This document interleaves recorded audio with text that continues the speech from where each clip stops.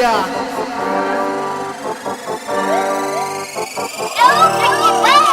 Next gen poker, baby!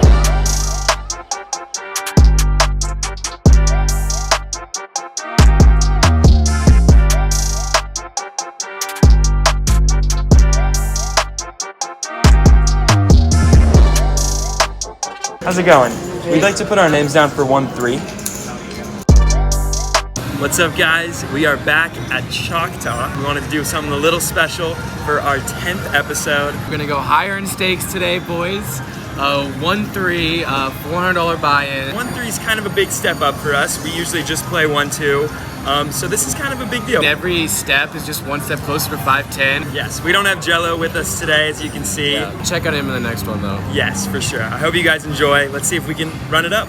This first hand we're going to go over, we look down at Ace-Jack offsuit on the big blind. We are playing 6 max now instead of 8. 3 people limp for $3. I make it $15 to go.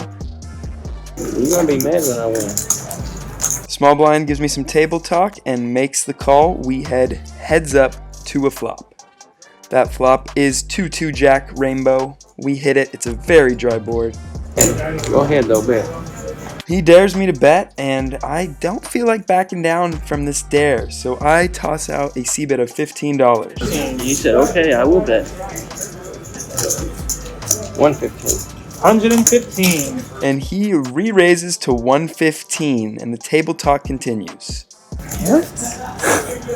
Gee, it's a hell of a bet. I'm baffled.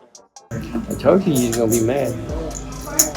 Some more table talk. How much do you have behind, roughly? That's 105. That's 105? Yeah, 105 more.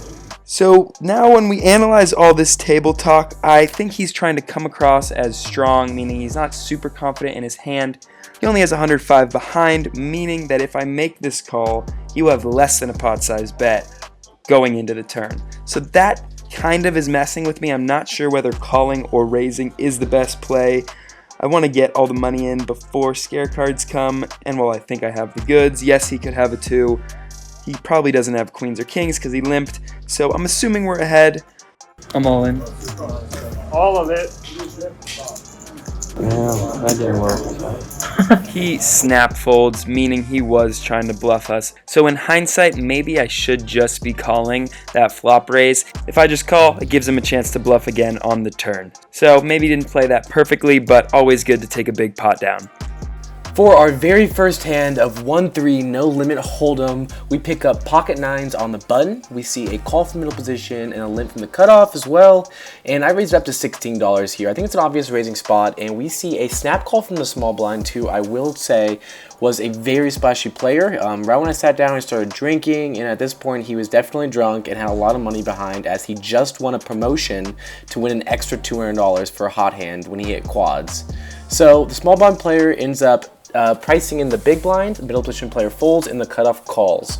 So we're going 4-way to a flop, which is 3-4-3. Surprisingly, a really good flop for pocket nines. We don't get great flops with that going multi-way often.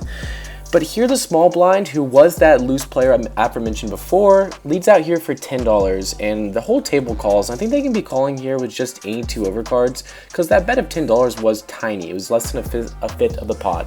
So I raised it up here to $50. I'm trying to charge pocket 5s, pocket 6s, all the way up to pocket 8s, 82 overcards that decide they want to get sticky and call. So we do see a call from the big blind, and the turn is not a great card. It's the ace of hearts. The big blind checks, and I don't think he has a ton of aces in his range. They're just calling here, so I think a checks here is fine. I think a bet's fine. And on the river, when he checks to me again, I think there's no other play here rather than to check it back, because I'm only going to be getting value from 5s, 4s, and there's a lot of slow played 3s in that range as well. So I check. The big blind shows 5-6, so a pretty loose call pre-flop, 5-6 in the big blind. However, his call on the flop with his open-ended straight draw makes sense now, and glad to take home a pretty good sized pot. This hand we look down at Ace-Jack again. We're playing 5-handed, we're in the big blind, and everyone limps to me. I raise it up to 15, and under the gun calls, the cutoff calls, the button calls, and the small blind calls. Fun stuff. We are going all 5 ways to a flop of Ace-9-4 Rainbow. We hit it, checks to us.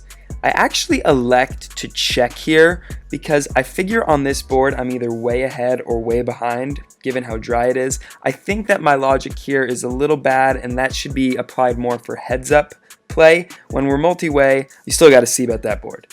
Turn comes a 2, checks to me. Now I decide to bet, as there is some straight draws and a backdoor flush draw. Our same old buddy re-raises us to $140 from the small blind. Same exact raise from our last hand, $100 on top of us. So now let's break this down, and I want you guys to listen to this table talk.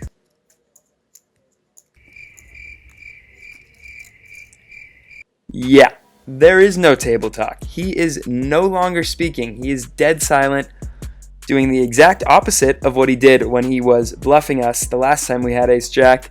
So I am pretty willing to let this go. I figured the second time ought to be a charm. Yeah. I have the nuts. Oh yeah? I did. 3-5? Yes, sir. I wanted you to call. In that case, I'm happy I folded. He had the nuts, and he was a little annoyed for the rest of the session that I did not call him then, but I re-raised it when he didn't have it on the hand before. So 2 solid plays against this guy. Should be c-betting this flop, but besides that, we make a good laydown. For this hand, we pick up ace-king, we keep it rolling with the nice hands, we raise to $11 under the gun, we size up a little bit because everyone here are calling stations. Speaking of calling stations, our middle position player, who's crazy, has chipped down a little bit. He's lost about $300 since I sat down. We see a call from the cutoff, and the big blind completes as well. The board comes 7-4 jack, checks to us, and I'm just not going to bet here as a bluff into 4 people, especially people just call with everything. So it doesn't seem like a profitable play to bluff into that many people. So I do check, and it actually does check around. We do see an amazing turn on the river, the ace of hearts, and normally a card I would definitely bet at, but I see the guy to my left already betting. He already has his chips in the middle. He's basically betting on a turn, so I check to him. He bets 20, and here I feel like because I did check, now I'm able to put some more money in the middle. So typically I would just bet 20 and he would call, but now I'm able to price up a little more, so I bet $45, as I think he can still have a lot of weak holdings here. And he has been min raising a lot, so he doesn't think that looks too strong. I just want to add some more money in the middle. I raised to 45. However, I think I could, in hindsight, raise to a little higher, like 60, 65. So we see the middle position player make the call as expected. We don't think he's really folding anything for that price. And we see a pretty bad card on the river, the 10 of hearts.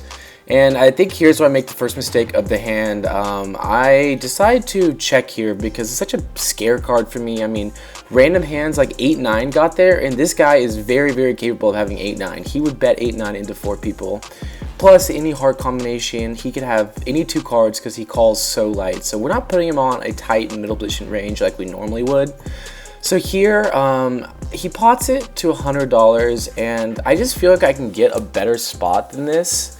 I think my biggest problem was not betting on the river. Now he has the opportunity to bluff, and if he's going to bluff, he's going to bluff big, and he does size up to $100. So with all that in mind, and thinking that I can just get into better spots against a player that crazy, I decided to make the fold, and that's a little unfortunate one. Wish the river wasn't such a bad one, and we're off to the next one. Final hand for me, we look down at pocket threes on the big blind. There are 3 limps. I check my option. Basically going to treat this as a set mine. I'm going to check dark. Small blind checks dark. We head to a flop, which comes 7-8 queen. I check, and it checks around, giving us a free card, which is a 3. Let's go. And even better news, the small blind leads out for pot. He bets $12 into a pot of 12. I'm definitely going to be raising here. There are draws and multiple opponents. 35. I elect to size to 35 in hindsight. Could probably make this a little bit bigger. This is almost 3 times his bet. Under the gun actually gets the chips out before I do. He snap calls. And the small blind counts his chips out and makes the call as well. We are now heading 3 ways to a river. Let's get a dud river. That'd be awesome. No draws. The offsuit deuce doesn't get any better than that. Small blind checks. Now it's time to go for some value from maybe a queen or maybe 2 pair. I elect to size for $60, a little bit more than half pot. And again, our under the gun friend gets those chips out before I can even get the chips out. Alright, I call. I have a set. Do you? Alright, man. Look at you go. You hit it on the turn. You did. Good hand. Thank you. And we are good, boys. Both of them had a queen. Small blind checking in the dark combined with the under the gun checking his top pair on that wet board allowed us to get a sneaky turn set, and we made the most of it. Great way to wrap up the session. For our final big hand of the night, we see an under the gun limp and a button raised to $8. And I'm here with ace queen on the big blind. I don't want to just call and price the under the gun player in, because if I just called $8, you know the under the gun player is going to call for $5 more. So I raised with probably on the lower side of my 3-betting range to $30. And I size up here to over 3x because I'm out of position because I'm on the big blind. So we see a call from the button, who's a pretty aggressive player, and the flop comes 6-10-3, rainbow, very dry board. I decided just to make the bet here, $25. I could have all the pocket 10s, jacks, queens, kings, aces here, but we do see a call from the button, and we immediately improve on the turn. We hit our ace. And I bet $50, and I think that a lot of times he might think that pocket jacks, pocket queens, pocket kings could be scared by this card if I did have one of those holdings. So I think a bet here makes a lot of sense, and I think he potentially could even re-raise me on that turn. But he does just make the call, and we're off to the river, which is the 8 of hearts, so the backdoor flush draw gets there. However, I'm not too worried about the flush here, and the 8 doesn't make any obvious 2-pair combinations or ones that would be reasonable with his hand. So I bet $80 here for value. And the opponent does make a pretty quick call. And when I show over ace queen, the opponent shows over ace jack. So a pretty loose call from him on the flop, and he turned top pair, so he's not going to be able to fold after hitting his top pair. And we get 3 streets of value, so awesome way to end the night.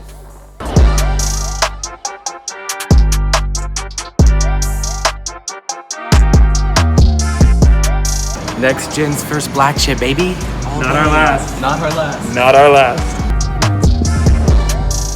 What's up, guys? We just got back to Dallas after our first 1-3 session for the vlog. Hey. As far as results go, pretty awesome. Both of us in the green. I made $181. I cashed for 130. We thought the game played pretty similar. Yeah. Just, pot just get bigger, so we were ready for it, and pretty excited with the way it went out. Yes, So. and again, we want to say thank you to you guys for subscribing, for commenting, for liking, for doing everything with our videos. We really enjoy it. We're having so much fun making them, and we got a lot more coming. There's just an unlimited amount of videos coming, and you guys keep the support coming, and they'll keep coming out. So we're 100%. excited. We're excited. Talk to you guys later. Peace.